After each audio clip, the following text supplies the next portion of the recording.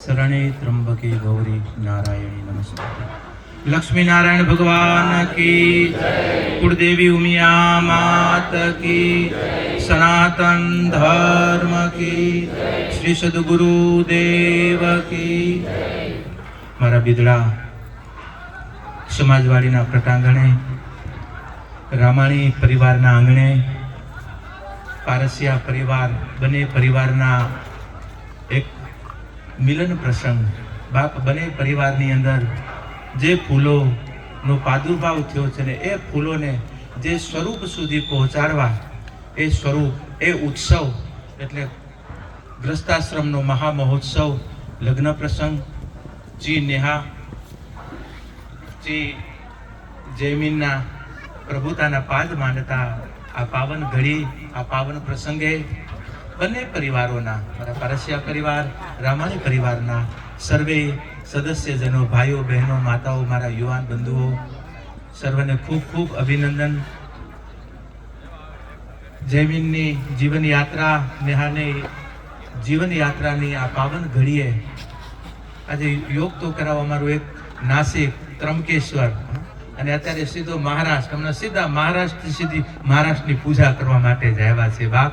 અને દીકરી પાછી જે આંગણે જવાની છે બાપ સિદ્ધ વિનાયકની, આ ગજાનંદની પૂજા કરી મુંબઈ, અને આજે ત્રંબકેશ્વરની ચેતના કહી શકું। મારો નાસિક પરિવાર અને નાસિક પરિવારના આંગણે જ્યારે લગ્નની પાવન ઘડી છે ત્યારે મારા યુવાન બંધુઓને ત્યાં પણ બાળકોના લગ્ન સંસ્કારો, કારણ કે બાપ મંદિરો, દેવ મંદિરોની અંદર બેઠેલા લક્ષ્મી નારાયણ ની પૂજા ક્યારે થશે?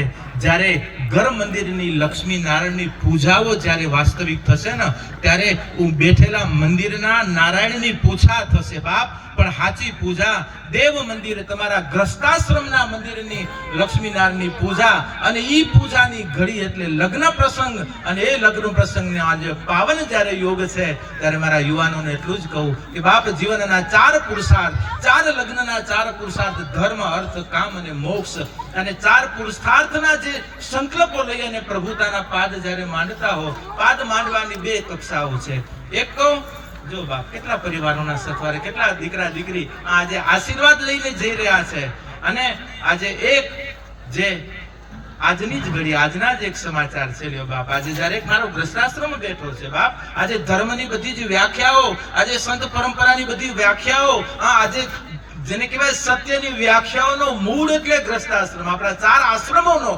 આધાર એટલે ગ્રસ્તાશ્રમ, અને ગ્રસ્તાશ્રમના મૂલ્યોને બાપ સમજવા એ જ તમારો પહેલો ધર્મ છે બાપ। અને જ્યારે આ દીકરો શિક્ષિત થઈ કરી અને જો પરિવારથી દીક્ષિત ન થયો હોય તો પણ યાદ રાખજો કે એ આગળ જતા કહેવાય કે બાપા 50 વર્ષ કમાણી કરીને ભેગું કરે, પણ જો સંસ્કાર ન હોય તો દીકરો 5 વર્ષમાં બધું પૂરું કરે। 50 વર્ષની મહેનત 5 વર્ષમાં વાર નથી લાગતી, પણ આજે 5 બાપાથી પણ સવાયું ક્યારે કરે છે? જ્યારે આપણા પરિવાર, આપણી સામાજિક મૂલ્યોની જ્યારે રક્ષા આપણે કરી હોય। એટલે કહેવાનું છે કે ધર્મો રક્ષતી રક્ષિત।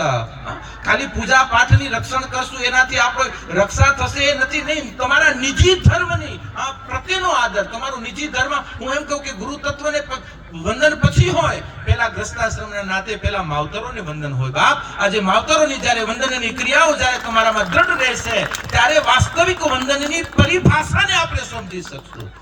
આજે તમારા દાંપત્ય જીવનના પ્રેમની વ્યાખ્યાને જ્યારે તમે આમાં પ્રજ્વલિત કરશો ત્યારે જ તમે દેવની પરમ પ્રેમની ભાષાને આપણે બાપ ગ્રસ્તાશ્રમમાં તમે સમજતા થશો બાપ।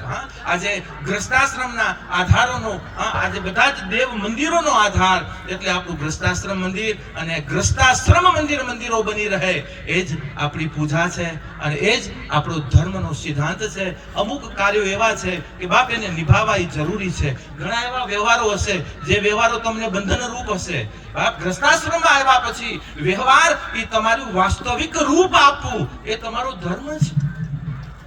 આજે તમારા વ્યવહારથી તૂટી કરી ભાઈ ભાઈઓના વ્યવહાર, બાપ દીકરીના વ્યવહાર આજે ઘણા તૂટ્યા છે સમાજોમાં વ્યવહારો, અને એ વ્યવહારો પ્રત્યેના આપણા આદર, અને જ્યારે વ્યવહાર તૂટે છે ને વચ્ચે ગાંઠ બની રહે છે। એટલા માટે આપણા સંતોએ કીધું કે કબીર દાગા પ્રેમ કા મત ખીંચો તૂટ જાય, टूटी डोर साधिए तो बीच में गांठ रह जाए। અને અમે સંતો એમ કહીએ કે બાપ અહીં વચ્ચે ગાંઠ ન આવી જોઈએ, કારણ કે ગાંઠ હશે અને કદાચ સોય પરોવશું ને તો એ પણ કદાચ તૂટેલું હશે ને એને હાધી નહીં શકે, કારણ કે વચ્ચે ગાંઠ છે.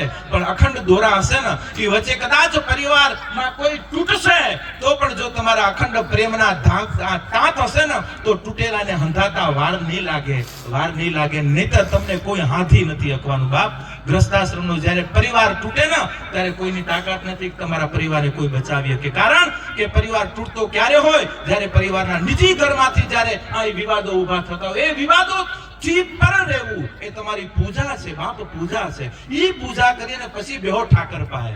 જો પછી ઠાકર શું નથી આપતો, નહીતર તો ઠાકરની યાદ ન થાય, ત્યાં ફરિયાદ થાય કે એ બાપ સન્મતિ આપજે. પણ આજ જ્યારે ગ્રસ્તાશ્રમ માગસર માસનો પવિત્ર માસ જ્યારે પ્રારંભ છે, આજે વ્રતિકની પૂર્ણિમાની જ્યારે ઘડી છે, ત્યારે નેહા અને બંને આજે પ્રભુતાના પાન બાંધતા બાળકો જ્યારે આજે પૂર્ણતાને પામી રહ્યા છે, ત્યારે મારા બધા જ યુવાનોને એક સાધુ હૃદય, આજે તમારી પાસે પણ મારો ભિક્ષા લેવાનો અધિકાર છે અને એ ભિક્ષા મારા દીકરા દીકરીઓ પાસે એ જ માગું. બાપ પહેલા જે વાત કરી કે આ માર્ગે જવાના બે માર્ગ છે, એક જાગતા નીકળે છે અને એક ભાગતા નીકળે છે. સંકલ્પ કરજો કે ક્યારે ગ્રસ્તાશ્રમના સિદ્ધાંત મર્યાદાઓથી ભાગી કરી અને ક્યારેય પણ તમારા જીવનના લક્ષ્યને પ્રાપ્ત ન કરતા. બાપ જાગતા તમારા ગ્રસ્તાશ્રમને પ્રાપ્ત કરજો. આટલી મારા યુવા દીકરા દીકરીઓ પાસે એક સાધુ હૃદય, આપણા પરથી હું આપની પાસે અપેક્ષા રાખું છું. આજે ઘણી વખત ભણી લીધા પછી ઘણી વખતોને ઘણાવું ન કહું, પેલા ક્યારેક સત્સંગમાં કહેતો ઘણાને કહે કે બાપ બીડી નથી પીતો. ના બાપુ આમ તો ક્યારે નથી પીતા, પણ ક્યારે કોઈ આવી જાય ને કદાચ બે હાથ લગાવી લીધી એમાં શું. આમ તો ક્યારે દારૂ ન પીવું, પણ ક્યારે વળી સાહેબોને કંપની બંપની દેવી પડે ત્યારે કદાચ ગ્લાસ ખખડાવી લઉં અને ખખડાવી લીધા એમાં શું. આમ તો બહારનું નથી ખાતા, પણ હવે બહારનું ખવાય છે, ખાઈએ છીએ, એમાં શું. ન ખાવાનું ન જ ખાવું જોઈએ, પણ ક્યારે આવી જાય છે અને ખાઈ લીધું એમાં શું. જો બધામાં આપણે એમ કહેતા શું કે એમાં શું, તો પછી કેવું પડશે કે બાપ તો પછી તારામાં શું છે કે જો એક તેમાં શું કરીએ અને આપણે નહીં બાપ. આજે ગ્રસ્તાશ્રમના સિદ્ધાંતે આપણે નહીં, આજે અમુક કર્મ એવા છે, ભગવાને જે 3 કર્મ કીધા, સંચિત, પ્રારબ્ધ અને ક્રિયામાન, અને એ ક્રિયામાન આપણા ધર્મના આપણા સનાતનના એ જ સિદ્ધાંતો છે કે આજે દીકરા દીકરીઓ જ્યારે ગતિ કરતા હોય, આજે એના મૂળની અંદર આજે તમારા દાદા, તમારા વડીલો, તમારા ભૂતકાળને ક્યારે ભૂલતા નહીં. ભૂતકાળનું સ્મરણ રાખજો, વર્તમાનમાં જાગતા રહેજો, તમારું ભવિષ્ય કાયમ ઉજાગર હશે. આજે અમે હૃદયથી કહીએ છીએ તમારા ભવિષ્ય ઉજાગરો હશે. વર્તમાનમાં જાગતા ગતિ કરવી, જાગતા. આજે યુવાધન છે, ભલે દેશની અંદર ગમે એવું વાતાવરણ ચાલતું હોય, પણ આજે એ વાતાવરણની વચ્ચે આપણા વાતાવરણને યોગ્ય બનાવી રાખવું. હું ઘણી વખત કહું કે 7 વાર છે, પણ એ 7 વારનો આનંદ કેમાં છે? એક 8મો વાર, અને 8મો વાર એટલે પરિવાર. પરિવાર બરાબર હશે એટલે 7 વાર આપણા બરાબર. પરિવારમાં ક્યાં ગડબડી થઈ એટલે 7 વાર ગમે એટલા રૂડા આવશે પણ છતાં આનંદ નહીં હોય, કારણ કે પરિવાર એ મૂલાધાર છે, પરિવાર એ વ્યવસ્થા છે. જેમ એક શરીર આપણું બરાબર હોય અને જેમ ગતિ કરવી હોય, ખાવું પીવું હોય, કોઈ કાર્ય કરવું હોય, એની અંદર પ્રસન્નતાથી આપણે કાર્યરત થશું, કારણ કે શરીર બરાબર છે. એમ પરિવાર બરાબર હશે ને, જીવન જીવવાનો આનંદ બાપ આપશે. અને એ આનંદ જ્યારે પ્રાપ્ત કરશો ત્યારે તમારો અધિકાર છે પરમ આનંદની ખોજ કરવી. યાદ રાખજો. બાકી ઘરથી ભાગ્યા, ઘરના ધર્મો હાથ જાળવવા નથી, બાકી ટીલા ટપકા કરીને માળા ફેરવશું, એનાથી કાંઈ નથી મળવાનું બાપ. જીવનનું સત્ય છે, સનાતન સત્ય છે. માટે મારા યુવાધનો શિક્ષિત દીક્ષિત થઈ અને જીવનના લક્ષ્ય પ્રાપ્ત કરજો. મારા યુવાધનને મારે સાધુ હૃદય, આવતા ભવિષ્ય આપણું ઉજાગર છે, પણ એ ઉજાગર ભવિષ્યને આપણે ક્યારે માણી શકશું? જ્યારે આપણે જાગતા હશું. ને જાગવું એટલે આપણે આપણા કર્તવ્યમય, આપણે આપણા સંતાનો બધા અપડેટ થઈ રહ્યા છે બાપા આવા ઉત્સવોમાં. આજે મને ધન્યવાદ છે, નીતરા નાસિકે કરી શકતા હતા, દીકરા પરિવાર ત્યાં છે, એનું આખું નેટવર્ક ત્યાં છે, છતાં પણ કચ્છમાં માતૃભૂમિ અહીંયા આવી કરીને કાર્યક્રમો કરો છો, કારણ કે કચ્છ આપણી માતૃભૂમિ છે, આપણું મૂળ છે.